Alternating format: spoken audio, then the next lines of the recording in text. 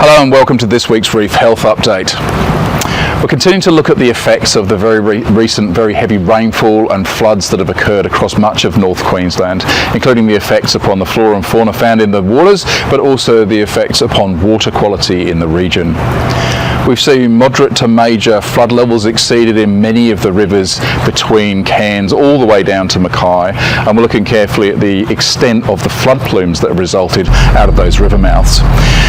We're getting some imagery from both satellites and from aerial imagery of those flood plumes, and what we're seeing at the moment is that in some cases that's extended not just to the inshore reefs but actually out to the mid-shelf reefs as well. I'll be looking carefully with our partners, particularly from the Marine Monitoring Program, as to what the consequences of those flood plumes actually are.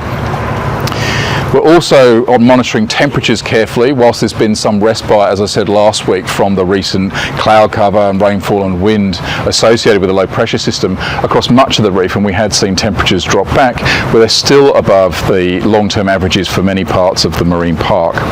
And those, the longer-term forecasts that we're expecting to see between 0.5 and 1 degree above the long-term averages for the remainder of the summer months. And so we have to watch carefully whether that heat stress translates into impacts upon coral communities and other communities in the waters of the marine park. So over the past fortnight we've received 175 reef health and impact surveys from 19 reefs within the marine park.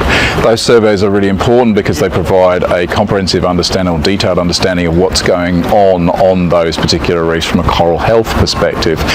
As I say, we'll continue to have that information monitored carefully over the coming weeks. We're also receiving information from our crown of thorn starfish control program, including information on reef health as well as crown of thorn starfish numbers. And that combined information is helping us to target such programs to make sure that they can be as effective as possible. At the moment, the crown of thorn starfish program is focused upon reefs in the southern end of the Great Barrier Reef, where we've seen some outbreak levels of crown of thorn starfish, and also in the northern reefs. And they target those reefs specifically to make sure that we can support coral growth as much as possible, which is particularly important when we see it recovering from other reef health impacts.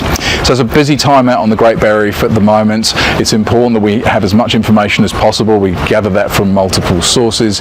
You can help us by downloading the Eye on the Reef app to your smartphone, which both allows you to understand the rules of what's allowed in the Great Barrier Reef Marine Park, as well as the amazing creatures that are out there, and to tell us about things that you may see in your travels out into this wonderful and amazing place.